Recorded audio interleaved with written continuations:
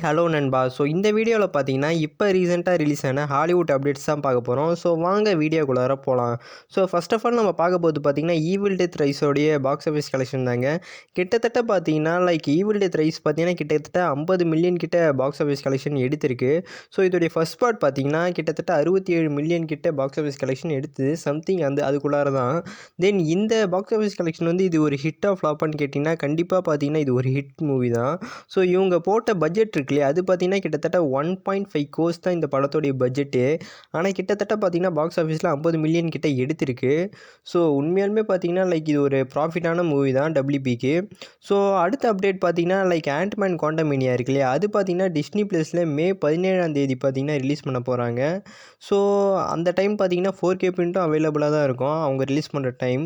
So wait பண்ணி பார்ப்போம். எத்தனை பேர் இதோடைய ஹெச்டி பிரிண்ட்டுக்கோசம் வெயிட் பண்ணுறீங்கன்றதை மறக்காமல் கமெண்ட் பண்ணுங்கள். ஸோ இதோடைய டிஜிட்டல் பிரிண்ட் பார்த்தீங்கன்னா ஏற்கனவே ரிலீஸ் ஆகிடுச்சு. பட் டிஸ்னி ப்ளஸில் ரிலீஸ் ஆகிறதுக்கு தான் பார்த்தீங்கன்னா கொஞ்சம் டைம் எடுத்துருக்காங்க.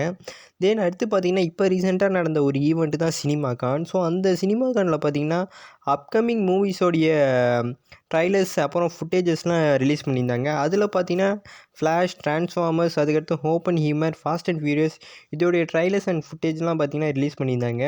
ஸோ ஆல்ரெடி பார்த்த மூவிஸோடைய லிஸ்ட்டு தான் அதிகமாக இருந்தது. அதனால் பார்த்தீங்கன்னா நான் இதை பெருசாக கவர் பண்ண விரும்பலை. பார்த்தீங்கன்னா கார்டியன்ஸ் ஆஃப் த கேலக்ஸி படத்தோடைய ப்ரொமோஷன்லாம் பண்ணியிருந்தாங்க. ஸோ இந்த ப்ரொமோஷனில் பார்த்தீங்கன்னா இதுதான் ஜேம்ஸ் குன்னோடைய கடைசி படம்ன்றது சொல்லியிருந்தாங்க. கண்டிப்பாக இந்த படத்தில் யாராவது ஒருத்தவங்க செத்துருவாங்கன்ற மாரி சொல்லிட்டு இருந்தாங்க. ஸோ ஆக்சுவலி பார்த்தீங்கன்னா இதெல்லாம் ஆல்ரெடி சொல்லிட்டாங்க. ஸோ இந்த படம் பார்த்தீங்கன்னா மே 5ஆம் தேதி ரிலீஸ் ஆக போகுது. ஸோ பொதுவாக மார்வல் படங்கள் ரிலீஸ் ஆகுது அப்படின்னாலே அதை பற்றி பேச ஆரம்பிச்சிருவாங்க நிறைய பேர். பட் இந்த படத்துக்கு 4-5 ஃபுட்டேஜ் விட்டுமே இந்த படத்தை பற்றி யாரும் பெருசாக பேசலை. ஸோ ஏற்கனவே நிறைய பேர் பேசிட்டதுனால திரும்ப பேசாமல் இருக்காங்களான்னு தெரில. வெயிட் பண்ணி பார்ப்போம் இந்த படத்தை பற்றி பேசுகிறாங்களா இல்லையான்ட்டு. தென் அதுக்கடுத்து பார்த்தீங்கன்னா பிளேட் இருக்கு இல்லையா, ஸோ மார்வலில் ரிலீஸ் ஆக போகிற படம் தான்.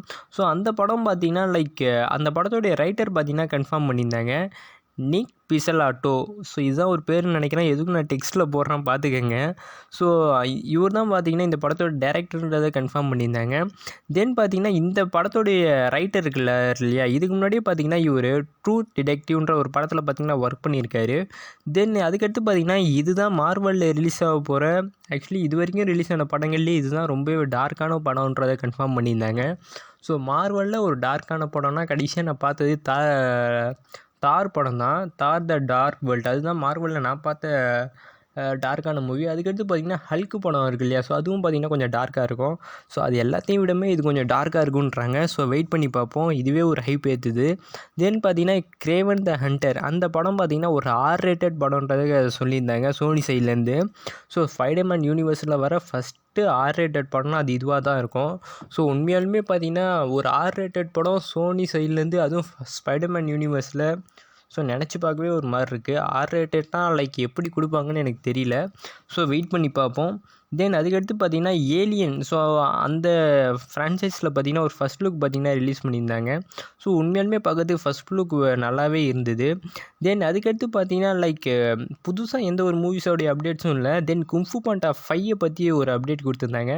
ஸோ இந்த படம் பார்த்திங்கன்னா ரிலீஸ் ஆகிடும்ன்றதையும் சொல்லியிருந்தாங்க. தென் இந்த படத்தோடைய ஸ்டோரியும் பார்த்திங்கன்னா சொல்லியிருந்தாங்க. ஸோ வெயிட் பண்ணி பார்ப்போம். தென் இந்த வீடியோ உங்களுக்கு பிடிச்சிருந்தா மறக்காமல் லைக் அண்ட் சப்ஸ்கிரைப் பண்ணிவிடுங்க. தேங்க்யூ.